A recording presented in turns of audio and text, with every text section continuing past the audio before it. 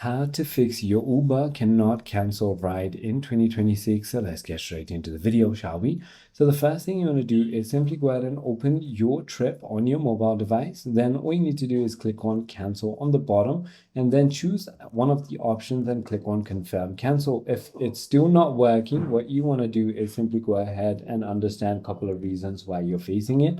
The first thing you want to do is simply go ahead and check your internet connection. You want to simply go ahead and try switching between your Wi-Fi and your mobile data.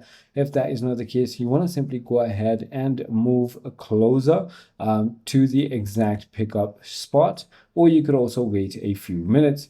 If that is not working, you want to simply go ahead and check if there are any updates regarding with the Uber application, or if nothing works, you want to try contacting their support team at